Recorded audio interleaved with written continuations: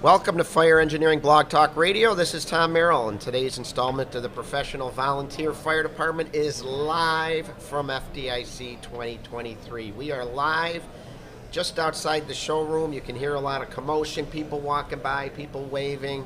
This is it. This is where it's happening. I can't believe it's another year here in Indianapolis, and I'm so honored and excited to have three of my comrades here with me today that I'm very close with, that I work with every day at my volunteer fire department. I have Captain Zach Polvino on the right. In the middle is Commissioner Paul Griebner, and right next to me on my immediate right is our Chief of Department, Tim Oliver, and they join me today because we're going to talk about FDIC. We're going to talk about some of the events that went on this past week, and we're also going to talk about some takeaways that maybe we can take back home, things we might have picked up in class, and maybe also some products that we saw that we might want to look a little closer at when we get back home. So it's been a full week. It's been an exhausting week. We all have our coffee or energy drinks because the networking at night that goes on is just as valuable as the classroom training and seeing all the products on the floor. And I say this every time, gentlemen. One of these years, we're going to stay till Sunday. So on Saturday, we can just crash at the hotel and do nothing because it has just been a full week, has it not? Yes, absolutely. And we got a full day ahead of us, too. We've got to spend the rest of the day after this podcast out on the floor. So, again, thank you for listening to the Professional Volunteer Fire Department. And as I start every podcast off, let me remind all of you, folks, it's 2023. Don't forget, our residents are owed professional service delivered by professional firefighters representing professional organizations. And after attending FDIC this week, that was reaffirmed over and over again in so many classes that I took, but I'll get to that in just a little bit. First and foremost, let's remember our friend Chief Bobby Halton. I think we can all agree it was a little different not seeing him walking through the hallways. I think we can all agree the tributes, video and musical tributes that we saw at the conference, at the opening session, and then at his memorial service were very inspiring and just paid such a great tribute to the man. You know, he was a good friend of Snyder. For those that don't know, his wife, Marcia, is from Buffalo. And as a reminder, my department is just outside Buffalo. So Bobby befriended us years ago when he made that Buffalo connection. And Bobby being Bobby, never forgot a face. So even before we knew him as well as we did up until he passed away, he'd remember us, right? We'd be walking down a hallway or outside at one of the events, and he'd remember us from the year before. We got to learn how to do that, because I can't figure out how he could. That's such a skill that he had. He never forgot a name, never forgot a face. But for me, his friendship is what meant the most to me. I had a chance to be with others. When they did the memorial service the other night, I was able to go on stage and say a few words about him, which I was so incredibly honored to do. Told a funny story about Chief Halton. Years ago, he came to our firehouse. It's before I knew him. And we had a brand new firehouse. Beautiful brick firehouse, traditional style, facing Main Street, USA. And as I said in my tribute to Bobby, it literally faces Main Street in our hometown. So Bobby one day is in Buffalo, because that's where his wife's from, and they find themselves in front of our firehouse. And he says to Marcia, I gotta go check this firehouse out. Look at this beautiful new building. And Marcia says, Bobby, do you think they really want you bothering them? What if they're too busy? And he goes, what do you mean? I'm Chief Bobby Halton. I'm the editor-in-chief of Fire Engineering Magazine. I run the FDIC conference, the greatest fire conference in the world. I'm a well-known fire chief. So Marcia goes, whatever, go do what you got to do. I'm sure she'd been through that time and time again. So Bobby goes off, and now being a volunteer firehouse, there might not have been anybody there, right?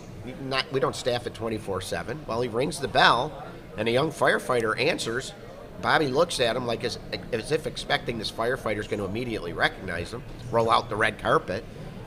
So he doesn't, so Bobby says, hey, I'm Chief Bobby Halton. I'd love to get a tour of your firehouse.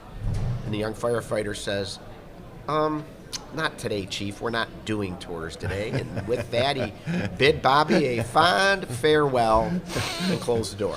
I got to imagine Bobby was shocked, dumbfounded, maybe even angry.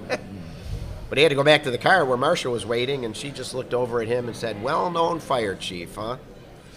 We never did figure out who that firefighter was. And they're not going to admit to it. No, they won't. Chief, that's your mission. The commissioners are assigning that to you. Yeah, actually, what's that For time years, period? Bobby used to say the times. he never give a description of them. And Yeah, he never did. He never did. So And I'm sure the time frame for prosecution is passed. What's that word? That there's that phrase. Statute of limitations. Statute of limitations has kicked in. So even if we figured it out, Chief. way to pull that out. So, but if we were to we just don't know who it is. We did make it up to Bobby a few years later. In 2016, he came in, keynoted our 100th anniversary, and he got the tour that he did not get that day. You know, that says a lot about Bobby, because in all seriousness, that could not have been a funny story. He could have harbored ill will or a grudge, and he never did. He also never let people forget it every time he saw us. Be like, "Oh, these are my friends from Snyder," the only fire department I've been banned from or never allowed in. But he never did that, and that's my memory of Bobby. Just a humble, fun man to be around. I mean, for me personally, the connection we made when he encouraged me to start writing and called me. You know, when your phone rings and it says Bobby Halton, you just drop what you're doing. I work at the alarm office. Don't tell our boss. Chief works with me at the alarm office. If I'm answering a 911 call and Bobby Halton called, I'd have to put the 911 caller on hold. No, I'm kidding. I would never do that. But you never ignored a call from Bobby, and he called me. And if I ever had to call him, he answered every single time. If not just to say, "Hey, I'm in the middle of something, I will call you right back," and he did. And then he calls me to put a presentation together, not for a local venue, but for FDIC. I had never presented anywhere other than back home. The encouragement to support, to write, to present, offered me this podcast. And oh yeah, you're going to write a book for me, he says, and follows up with the contract for the book, The Professional Volunteer Fire Department, which will be coming out this year. He just had this uncanny ability to just go out and find people that could give back to the fire service. People that, like myself, I didn't have the self-confidence to do that. He gave me that self-confidence. You know, I got a brochure, a little memorial brochure tribute to Bobby when I went to his funeral back in January. It's sitting on my desk because I cannot discard it. It's just a beautiful picture of him with a beautiful biography. And as I was finishing up my FDIC presentation for this year at my desk at home, I looked over at that picture on my desk, that memorial tribute brochure, and saluted him and just said, "Thank you, Bobby, because you gave me all this. He will be missed, but I'll never forget him." Chief, what'd you think of the Chief, Bobby Is our Hall? hour up already? Well, you know Tom, once he gets going, Chief, it's hard to slow him down. Yeah. No, I think you hit on the good points there. I mean, you remember him just being this large presence in, just walking around, whether it's out on the floor or coming out to the hot classes or, the hour and 45 classes during the week. And he was just around, and like you said, he remembered you, and he'd say hi to you. He'd never back away from saying hi to you and talking to you for a couple minutes, and and then being the MC at our 100th anniversary was a large big thing, and I think those are the things that I remember most about. I mean, just a great overall, just a great guy. As somebody did say this week that when Bobby stopped and talked to you, even if it was only for a minute, he was 100% focused on you for that minute. Yeah. Understand he had to walk away and do other things, but for that 1 minute or 30 seconds or 2 minutes, you were his undivided attention. Commissioner Griebner? Well, let me dovetail on that because you already mentioned it. But there's two distinct memories I have, and one is the opening ceremony, right? And you come here, and it's a long year, and you're tired and you're wearing out, and then Bobby would come on stage and fire you up. I was always concerned he was going to have a heart attack, because he just but I mean, he would just recharge my batteries. And the second big thing is, you mentioned it in 2016 when he came in. I met him at the airport. And if you recall, he had suffered an injury at home. Oh, yeah. Tell that story. And so here's a man that, is obviously committed to come. So even though he suffered a fall and he was just bruised, walking, nothing was broken, thankfully, but, he could have easily canceled and said, I can't do it. That's not Bobby, right? He was there. And again, just, I mean, friendly. I mean, I never really had a great, this was my first opportunity to really have a one-on-one with him. And it was great. It's like we've been, friends for 30 years. He got off the plane with a cane, didn't he? Yeah, and again, I saw him, and of course he's limping over to me, and I'm wearing my fire department regalia, so he he came right over to me, but and I introduced myself, but again, he could have easily said, look guys, I'm so sorry, but instead he comes and does one of his fiery presentations for our keynote for our 2000, never missed a beat for our 100-year anniversary. Yeah, never missed a beat, and I'll never forget the night before being home, and I believe it had to have been you I was talking to when we found out that he fell and injured himself pretty badly. Again, not bad enough, we didn't know at the time that he could walk, although he did need a cane, but I think any lesser person would have probably canceled on us. And think about it, easily, right? You can excuse, of course, no one's going to say, well, what's wrong with you? Why aren't you here? Right. Of course you're going to say, hey, we're sorry this happened, but you're right, not Bobby. You hate to get on an airplane and fly in. Oh, it's I not can't like you had to imagine drive how 10 uncomfortable minutes. that was. Right, amazing. Forgot all about that. Yep. Great memory. Yeah. Zach Bovino, I know you've interacted with the chief over the years. You've been coming to FDIC a long time. What are your memories? So, so you mentioned it earlier, the infamous firehouse story.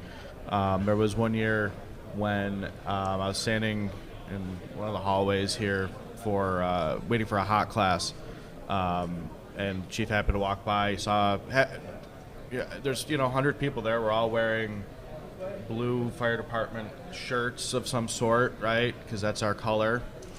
And he happens to look over and sees Snyder across my front of my shirt, so he came over and, hey, how's hot class, blah, blah, blah. And then, he's like, hey, everybody, this tells the whole story about the firehouse incident. And, so, everyone had a good chuckle about that. And then, afterwards, he shook my hand and said, hey, I didn't mean to embarrass you. I'm like, no, absolutely, I understand.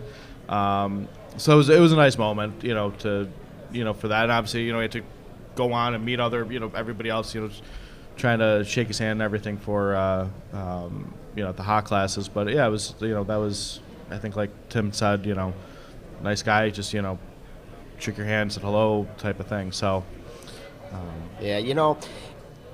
very poignant moment here. I've heard from several of the presenters and people involved in the memorial tribute to Bobby that you can feel his presence here in the hallways and in the classrooms, and I think that's so true. And Bobby was a man of incredible faith. I think we can all agree to that. And I had an interesting experience that I shared with these gentlemen just walking over here.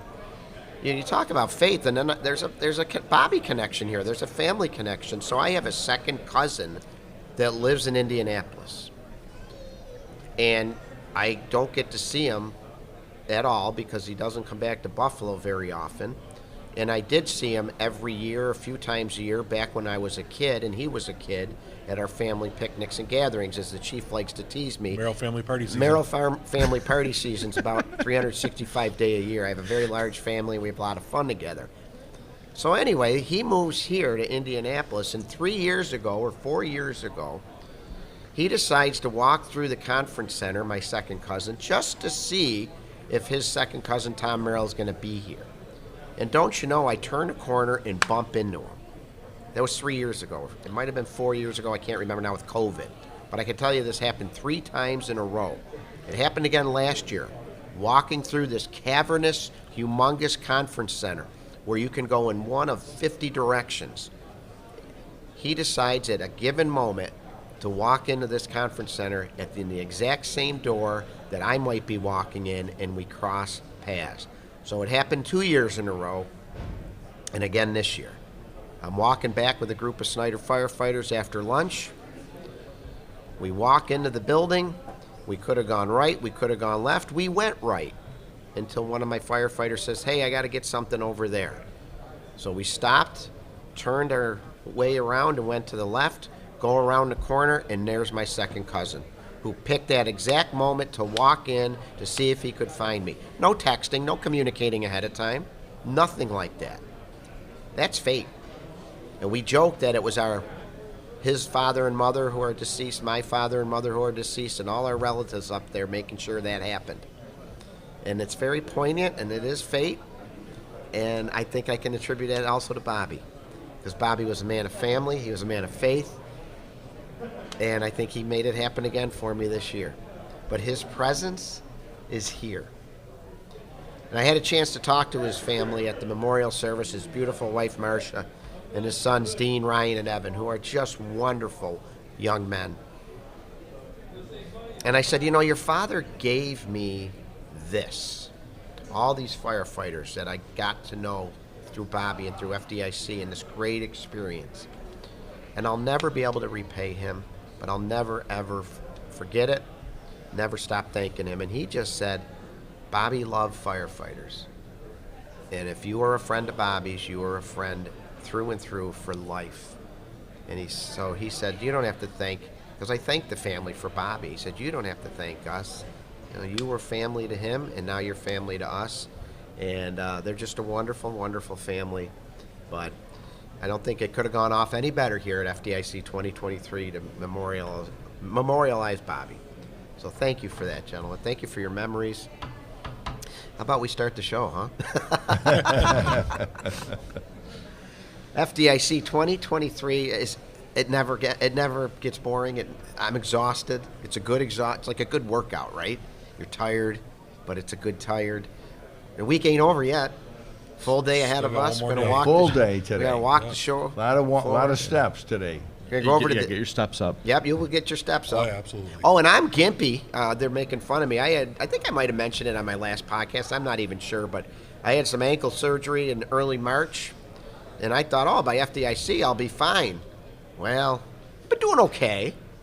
A couple Uber trips because of the pain, but not too bad. But Got him on a scooter. The chief got me on one of those Indianapolis scooters. I would have paid to have seen that. I wish there was nailed it. video of He that. didn't know how to use it, but we got him on it. That just Had to goes. show 'em. Yeah. You gotta have an app. It's like Which when he didn't have. Well, it's like I pull into a park. Luckily, I had The two. chief took care good of job. me. As Luckily, I had always, two. the chief took care of you. Yep. You know, it's like when you park in Buffalo and you need an app. And I'm like, I don't have the app. And then I sit there trying to load it, and anyway, insane. We're live from the show floor in case you do hear a lot of noise in the background, people going by. I've seen some pictures already being taken. It's a lot of fun.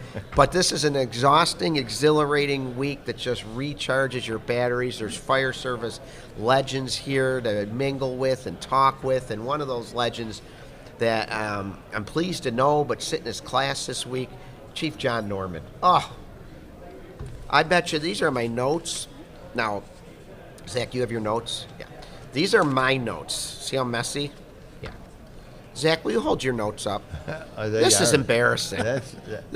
These sitting next to me in a class yesterday taking notes. I'm like, how do you have time to write that Neatly, yeah. Neatly.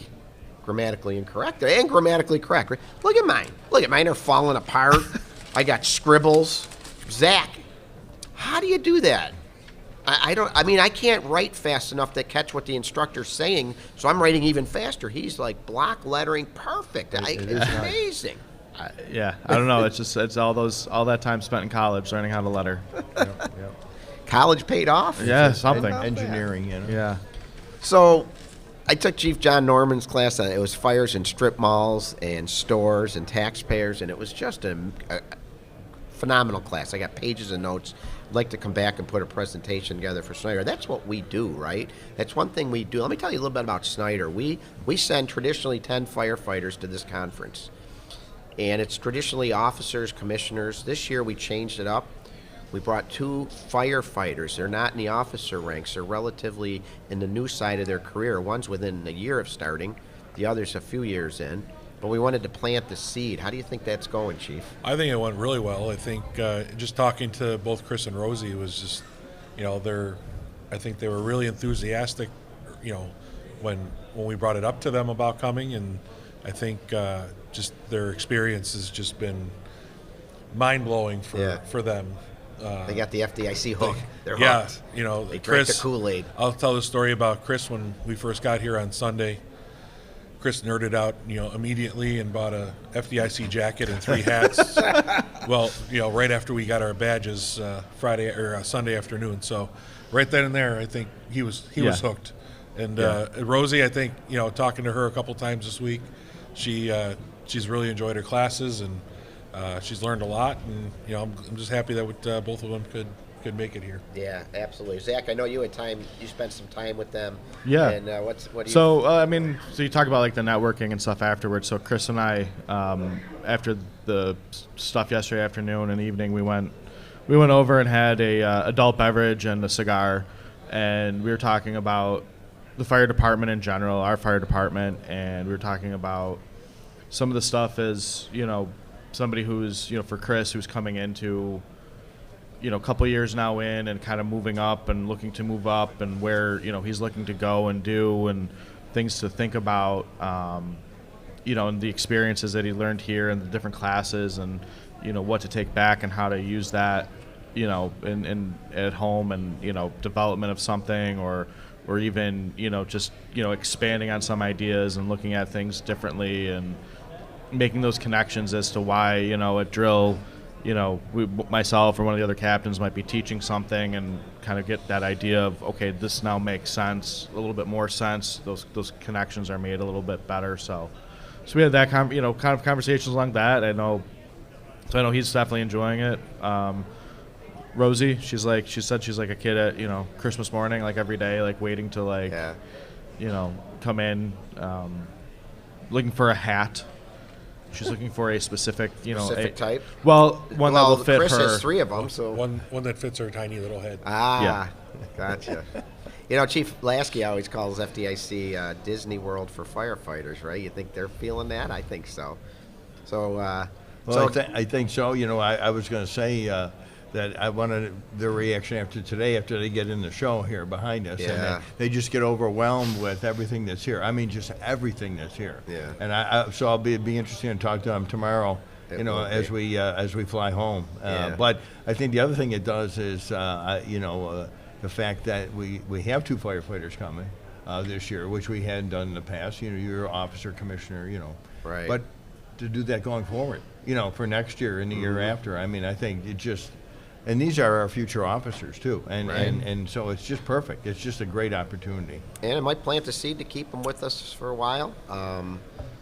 It really plants that seed of sisterhood and brotherhood and the camaraderie and just all of that. So, yeah, it's a great idea, I think. And hopefully we're going to continue to do that. And so we got a good contingent of 10 of us here learning and training and working hard to be better back home. And that's what it's all about. Matter of fact, one thing that we like, and this has been we call it the Snyder way, and there's a lot of different attributes, parts of the Snyder way, and one of them is you don't just come here and go home. You come here and you do take notes, and you do plan for the future, and you do run drills and bring back information. And that being said, there's a dichotomy there. You don't change everything back home, but you bring back information, try new ideas, and see what works, what doesn't work. And maybe have some drill ideas. And we ask our officers, Captain Polvino, who's done it before, right? You bring back training ideas. Zach, have you come up with anything that we're going to be changing or working on in the year ahead? No. I think I've looked at this year's conference specifically as, looking at the big topics and how that's going to impact us, right? Lithium-ion batteries. I figured that would be a big one. A few other officers are already involved in that, so not trying to step on toes, but also trying to educate myself.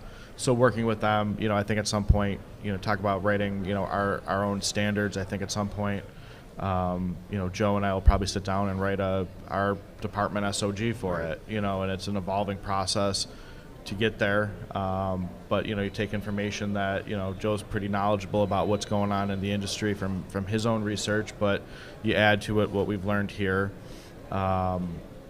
Took a active shooter 4-hour hot class. Another topic, unfortunately, in the world that we're in that's, very real. Sad but true. Very sad but true. But, again, we do a lot of training on that, back home. And so trying to add on to that and, freshen up some skills and, hopefully we never have to use it, but, right. You don't want to be caught unprepared. God forbid we need to. Yeah, no, for sure. There's no shortage of classes, that's for No. sure. Matter of fact, there's so many for the first time, I've been coming here. It's got to be my 25th FDIC, maybe 23rd. I don't know, somewhere in the area. First time ever, I got locked out of a class. I just couldn't. And I went there right after the closing ceremony on the opening ceremony on Wednesday. Yeah. And I walked right over to the class, and there was this huge line for intoxicated leadership, and I could not get in. First time that's ever happened to me. So, Commissioner Griebner, I know you had a full slate of classes. What are you looking at? Well, I'll tell you, and first of all, I'll echo what Zach said. I did go, the lithium ion. I mean, I took the class That's the yesterday. big one was right just now, isn't it? amazing. I mean, it was talk about. I mean, I finally found somebody who could rival you, and as far as energy and passion. I mean, it was really that was a great class, fantastic. So that was one thing, but.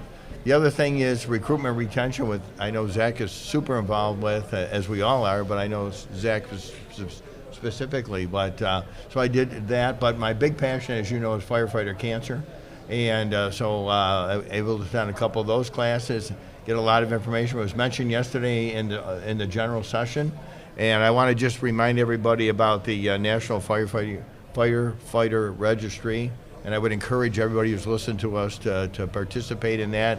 I haven't done it yet, but I will do it as soon as I'm not as technically savvy as the captain is, but or the chief is. But I'll figure it out eventually, or I'll get my daughters to help me. Yeah, there you go. So, but again, seriously, I just want to encourage everybody to do that because it's as we heard yesterday in that general session, super important to do. It is. And what I take back from that is not necessarily maybe in a drill presence, but I know I'm sure you've noticed it, but I post on the board different things, and I'm going to look today as we walk through the show, and I put it out so I can share with our members as they come to our board and they're waiting, across from the running cards there, and I put that down, and I change the posters up and whatever information, education. I mean, it's super important. We've learned a lot, and we've done a lot in our fire station and with our gear and how we decon on scene and the things that we've done, and it's been great. But there's more to do. Right. Since this is a professional volunteer fire department, let's remind everybody. You know what? Cancer doesn't differentiate between paid career or volunteer firefighters. Cancer is very real. It's I've said this before. One of our big focuses in the fire service is recruitment, even on the paid side, right? Well, how does that hurt? How does that help?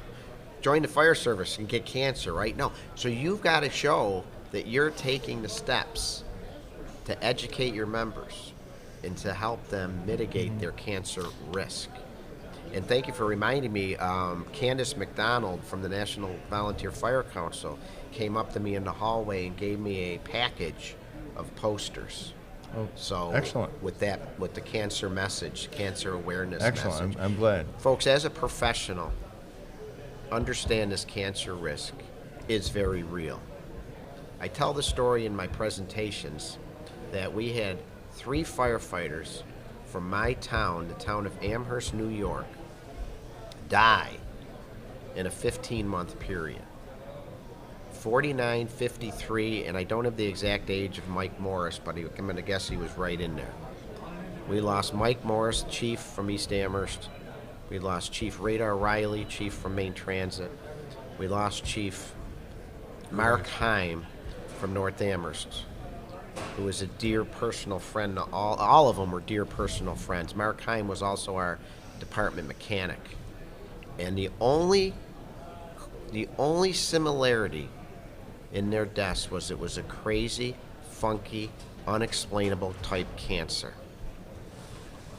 And the similarity is they were firefighters. It's very, very real. And we need to take the steps as professionals to mitigate the risk and to educate our members. And how lucky are we that we have this cross-section here, firefighters, officers, a chief, and some commissioners, to not just take in classes like that, but all these classes, to bring back this knowledge and information, to digest it back home and apply it where we can. Chief, what are you focusing on this week? A couple things that I took was, dealing with dealing with difficult people. It's a 4-hour class. Do you think that's good for a chief to take? On was it Tuesday? Tuesday afternoon, I believe, which is really good. And it makes you think a lot about what you're dealing with as a chief. And I joked last weekend that while I don't have any children of my own, I have 80 children. And it was just true, because there's just 80 different personalities, and you're dealing with conflicting personalities, and just it's I'd say that was a good class to take. yeah, it was good. So Do you have notes? I do have some notes. Are they like I don't Zach's? I don't have They're them not with me. like Zach, No, though. I know my that. handwriting is worse than both of yours. So, but I can read it. So That's that's all all that that matters. matters, right? Yeah. There you go. Well, I always said that, and Tom would agree, I'm sure, as past chiefs, that being parents was definitely, and I think Zach would agree, as a father, that being a parent was helpful in being a chief and dealing with those 80 kids. You Yep. know, and are you sure the title of the class was in dealing with difficult commissioners?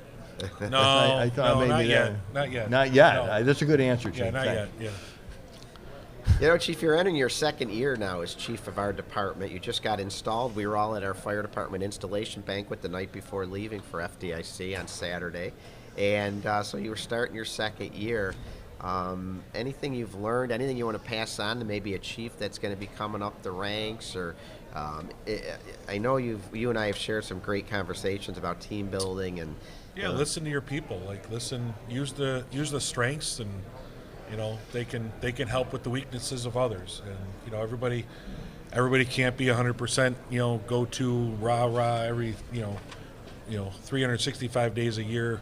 100% of calls. You're going to have the ones that are barely making the minimum. But when they are there, they're there. They're there to work. They're there to help out. They're there to put the fire out, and help with that EMS call.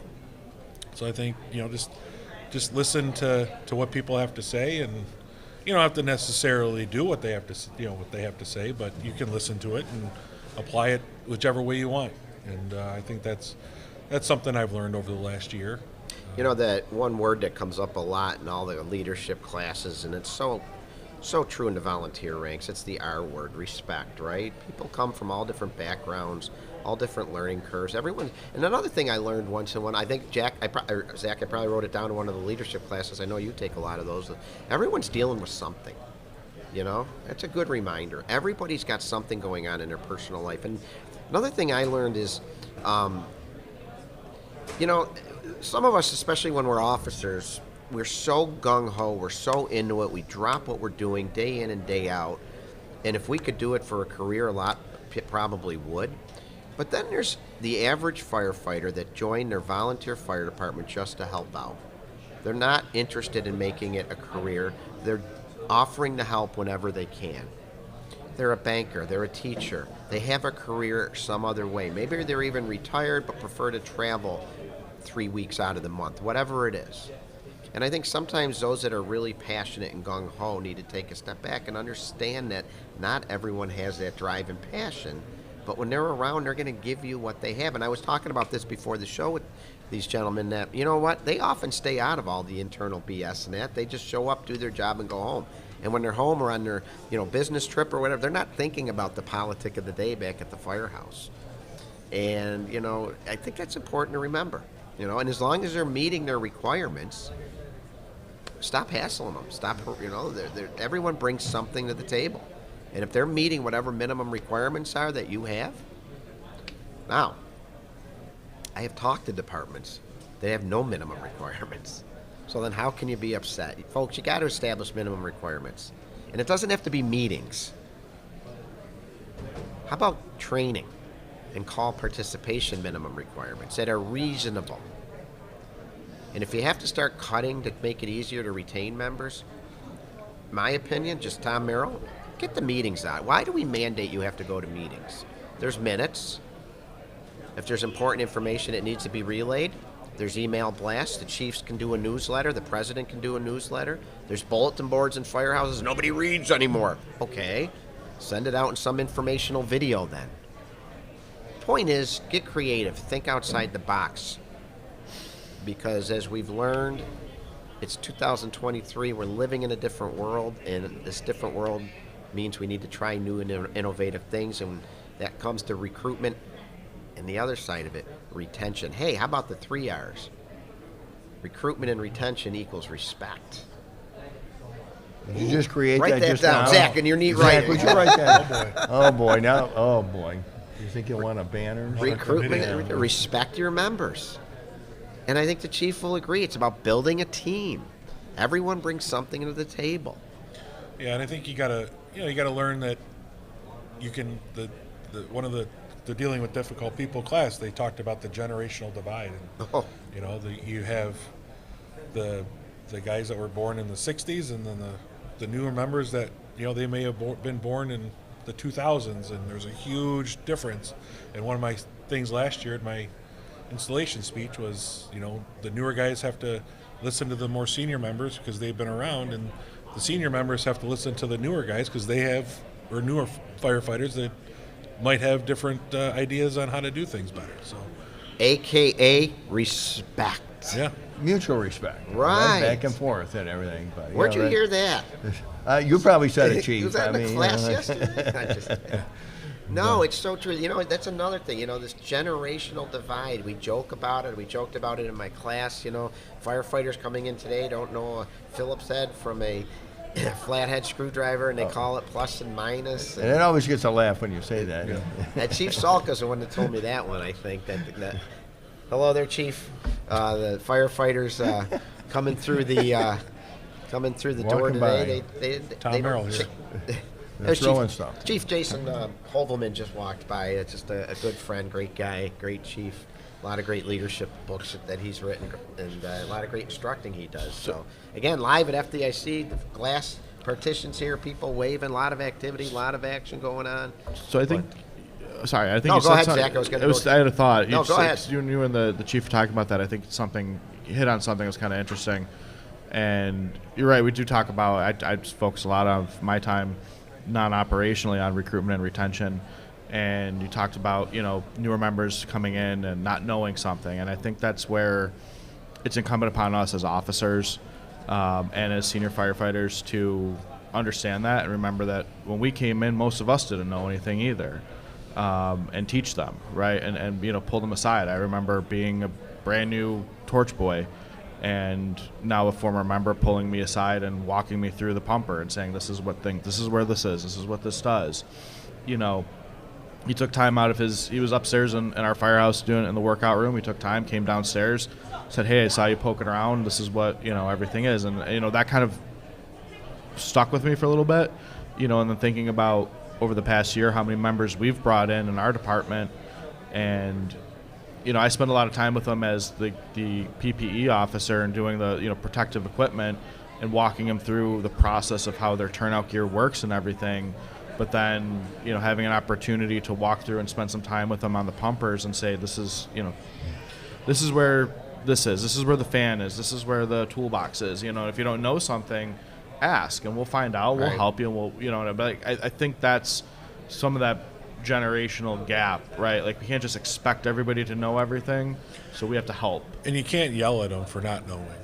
That's the one thing I've witnessed a couple of times that people get upset that they don't know. Well, they're brand new. They don't know. They just you can't you get don't upset know with what you don't know. Right, you don't know And what they you might don't know not exactly. know what was basic for you when you were their age, but it's Yeah, not like- basic. But it's today. not basic anymore. If I may, Zach reminded me of something, and I think the big thing, the mentoring program. I mean, Yeah. I think that's huge, and that's something that I think has been super successful in Snyder, and obviously anywhere it's employed, and Right. that's great because Zach said it. It's like you take the time, you go through the truck, you go through the fire hall, you talk about your gear, and I think that mentoring program is. Right. and I'd be interested. If I could just- you're more yeah. involved in it, but. Yeah, just real quick, because I just want to tell the listeners. So Snyder's really been active the last several years, like every volunteer department, right, on recruitment and retention. Zach's been an integral part of a recruitment and retention committee that has come forth with a lot of new ideas. I've talked about them on the show. Zach was a guest on my show with the other members of the committee back in November, talking about one aspect of our R&R campaign and a new program that we have, a new category of membership called a duty hour, where they can serve hours instead of having to meet a minimum number of calls. They give us so many hours. But one of the ideas that they've implemented on top of that was a mentorship program. And Zach, is that what you were going to talk about? Well, I'd love to hear about it. Yeah, no, absolutely. That, and I think, we've been fortunate, right? We've brought in a lot of members, and we've brought in a few that have other fire department background and experience, right? So that we can fast track them in. And, while they may not hold an official, titled position, they are considered leaders, within the company, right? And they've taken some of the newer, greener members under their wing and have, Dave and I built that wall prop, right? A quick, simple little wall prop for them to work through and how to, do the low-profile SCBA maneuvers, right? And, before Dave broke his hand, he's been... Lieutenant Buckfelder broke his hand in training. It happens. Wow. He got promoted. He got a He got promotion. promoted. He got promoted. Did I call him a lieutenant? Yeah. Yes. Sorry. Firefighter Firefighter Buckfelder. Tom's getting a little old. I'm getting old. But- I got an ankle issue. I'm a mess. Sorry. But, No he was- disrespect to you, Dave. He was a guy that was Foreshadowing. working with the younger, newer members and on how to do those maneuvers and how to do things when they were up at the firehouse, working duty shift hours. Somebody like Chris Robinson, who's doing the same thing, who's taking guys and, walked them through different aspects. But the mentoring program is a big part of it. What is that? What are you guys doing? So when a new member joins, regardless of their time or experience, they're assigned a mentor. And there's 7 modules, I think, 7 or 8 modules now. And so we've taken that initial orientation program, which was, 10 hours of material condensed into a 2-hour window that you're going to forget 80% of it. By the time they would come into my office to get their turnout gear, their eyes are already glazed over because, an assistant chief has sat with them and, read through all the policies and procedures that they have to know and legally go through. Now we've been able to kind of break that out a little bit, make it a little bit smoother, but then also assign them a mentor to help them walk through that process, have somebody that'll kind of be with them for the first year, and make sure that they're getting all these things checked off. So one of the big things is they go to, each type of apparatus. So they come to the engines, and we go through and basic engine operations, and so they're functional at calls. Go through the heavy rescue, go through the tower ladder, go through the EMS component. And it's not that the mentor has to do that training, but the mentor just helps facilitate that. They reach out to, the engine captain or the heavy rescue captain and go through that and, set up some time. Like, hey, can you meet up at the firehouse, after dinner on Thursday? Yeah, sure, no problem, and go through it.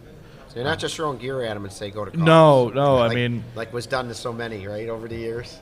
And one of the It's things... a nice scripted, structured Yeah, program. it's very structured. Yeah, I mean, there's checkoff sheets, and you go through and sign off, and and it helps, that process. We've added in a few things along the way, like if it's a brand new member that has no experience, we put them through the 2-minute drill multiple times, to just get them prepped for when they go to Firefighter 1.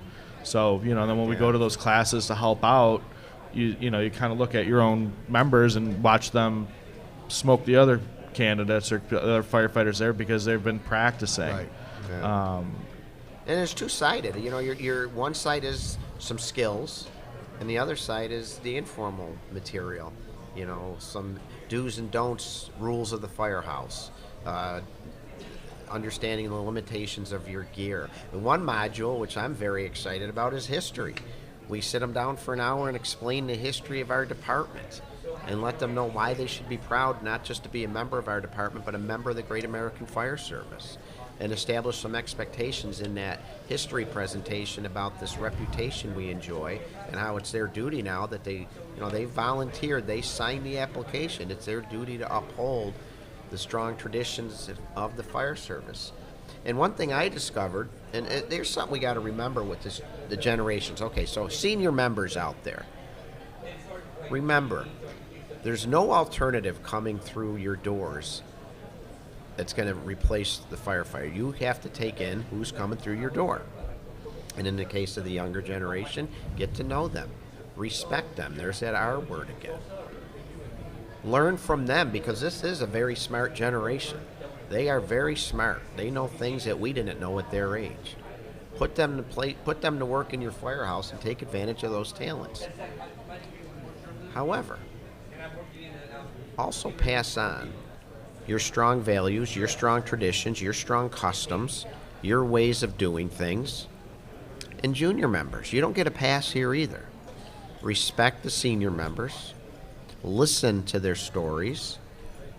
Embrace those customs, those traditions, those values, both for the department and our fire service.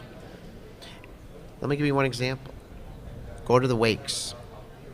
Yeah, you might not know that 75, 85-year-old firefighter who died because maybe his time or her time riding the rigs ended 10 years ago, ended 5 years ago, ended before you joined. Doesn't matter. You go to their wake. You pay respect to them and their family. But how can we expect them to do that if we don't talk to them about that ahead of time? We lost firefighter Brian Parcott a couple of years ago. 49-year member. He wanted to make it to 50 year and he couldn't. In the last 2 years of his life, he wasn't around the firehouse as much as he would like to have been. So we had a few members come in that never met him. Brian passes away as a 49-year member, former fire commissioner, former captain, longtime member, participating member. We rolled out the very nice firefighter funeral that he deserved with an honor guard and some department flag. The new members that didn't know him, if we didn't talk to them ahead of time, they wouldn't have gone to the wake. But we sat them down and explained to them, hey, let me tell you who he was. I understand you didn't know him, but part of being a firefighter is paying respect to those that served before. You do that, you'd be amazed at the impact you have on the family, but also when you get back to the firehouse, the impact it's going to have on you. Because it does mean a lot. So you respect those values, those traditions, those strong customs of the fire service. You respect those senior members. And senior members, you respect those junior members. And your firehouse will be one department in one click. What do you think?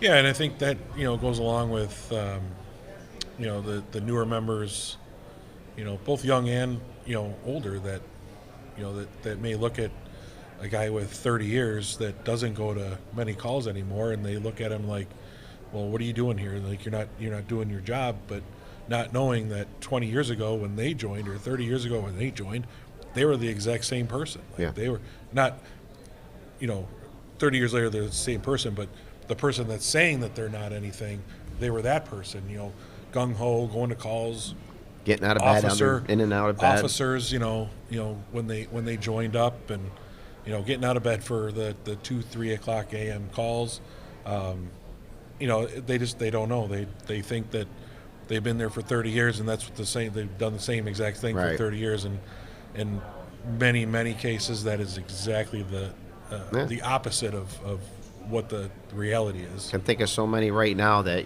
got out of bed, ran calls as acting chiefs, or officers. I mean, one of them, Captain Bert Bugby, we still call him Captain. He's a fire commissioner now. He's a captain for 26 years, I believe. Yep. And, got out of bed at 3 in the morning many times. Ran calls as acting assistant chief many times. He's pushing 70 years of age now. He's still active with us. But is he getting out of bed like he used to? No. Does he deserve a break? Yes. But he's still contributing. He's still meeting his standards. So we don't look, new members need to understand that. And that's something that can be explained to them when they join as well. And I like to always point out our past chief, Jimmy Keppel. I was a captain under him, and he was a workaholic getting out of bed super early to go to the alarm off or go to the firehouse to work before going to his personal job, which at the time was a demanding private sector job. Right, So, yeah. Good point, Chief. Really good point. As we get close to wrapping up here, I'll pass it off. We'll go down the line. Zach, any final thoughts on FDIC? Any final thoughts on material you're taking home? Any final thoughts on something I might have cut you off on? Or? I have a lot of great notes, from this year, like usual. Try to digest it all. Makes you think. I I do like taking sometimes a class that, you may not necessarily, you go in, you may not necessarily agree with the total premise, but, it makes you think, it challenges your thinking a little bit. I think that opens you up to learning some new things. So taking some of those ideas and, like I said, digesting it and, putting it into an article for the newsletter or series articles, some drills, adding to my engine drills. So Good. Go home a little more fired up. yeah, I mean, I guess maybe I get my running out the door for every call from, Commissioner Bugbeak since I bought his house. I'm also the equipment officer, which, Yeah, he did. that's right. You took that over from him. And we yeah. also both have fantastic mustaches. Oh, okay. Oh, we got to make sure he sees I this. never You're gonna- realized all that, but that's Yes, all a lot of true. similarities. Wow. Wow. I'm not sure if I'd that's admit good or any of bad. that, but- Well, I'll just focus on those. Commissioner Griebner. I was sitting here thinking about, the first time I came here in the mid-'90s, and, it was in March, and there was snow on the ground, and we're out at the airport, and I'm just thinking how much, it's hard to believe that many years has gone by. You mentioned earlier how Yeah. many times, and you've been here more than I have, but it's amazing, to watch this conference grow into what it is today. Never gets The old, does it? venue has changed so much. The city has changed so much. It's amazing. But the one thing that's constant, and that is, and you just asked Zach this, and I said it earlier, is recharging the batteries. Especially for an old guy like me, it's How do you recharge his batteries? Yeah. This is a guy that's still getting out of bed at 3 o'clock in the morning, still making 75% My of Squad the 4 runs. driver. yeah. And Thanks, one. Cap. I don't know if Thanks, it's man. possible to. I don't think your batteries. You're the Energizer bunny. Your batteries never drain. And I appreciate that. But obviously, in Tom, I love it. I enjoy it, and I enjoy going to college, enjoy driving, and that's my thing now. I'm non-structural being an old guy, but obviously I still feel I can Still a really role. contribute. And I love to drive, and I think that's my role right now, and I'm enjoying it. But and I'm also realizing that someday that's going to end too. But so I'm going to enjoy it while I can. It's reassuring when you come up to the firehouse for those calls, and whether it's an EMS call or it's a call with the pumper or something that you see Paul up front, you're like, okay, we Yep. got a That's driver, good. we're But good, we're you good. know, let me just, and I'll stop talking, but I want to just say that thank you for that, because it means a lot to me. Seriously, when they say that, and they like Captain Galuzzo say it, Right, yep. Zach says it, it makes me feel really good. Well, you deserve it. Yeah, thank you. Really do. Chief, you've been coming for many years too. Are you going home a little more fired up? Yeah, Does it ever get old? It never gets old. I mean, like I said before, it's a week of the brotherhood and sisterhood, and meeting new people and learning new stuff, and reiterating things that you've learned for years here that just keep coming and coming and coming, over and over again to different classes and different contexts. And it's great. I've been coming here like a long time, probably not as long as you guys, but a long time. And I think my first one was 1998. Was the first time I That's came not here. yesterday. No, it's not. We're a So, bunch of old guys. but yeah, no, it's great as always, and looking forward to walking around the show today and getting some ideas on some equipment. He's already hit me up for the fire district Gotta- credit card. Got to make some purchases. He I'm bought on me a board with that, coffee. yeah. That's not allowed, is it? Well, I want to thank you, gentlemen. Captain Zach Bovino, Commissioner Paul Griebner, Chief Tim Oliver. I'd like to thank you for, coming on the show today, sharing your experiences about FDIC, about Bobby Halton, about what you've learned, about what you're taking back, about being reignited and fired up to go home. And it truly is another amazing year here in Indianapolis. If you've never been, I highly encourage you to come to FDIC. And if you know, right? If you know, because you come once, you will be hooked. And you will go home a better educated firefighter. You will go home more fired up to do the job. You will go home committed to the brotherhood and sisterhood that we all enjoy. My next show will be Tuesday, live, I believe, because I don't have time to pre-record a show for Tuesday night, so I'll be going live. I have a couple guest ideas, but I remain committed to all of you to continue bringing topics of importance and relevance regarding our volunteer fire service to you, the listener. If anybody wants to reach out to me, you have a show idea, you want to be on my show to talk about something you're doing back home, you want to reach out to any of these gentlemen, you want more information on our recruitment program or the cancer network the commissioner was talking about, anything at all, reach out to me. It's tamerrill63 at AOL.com. It's tamerrill63 at AOL.com.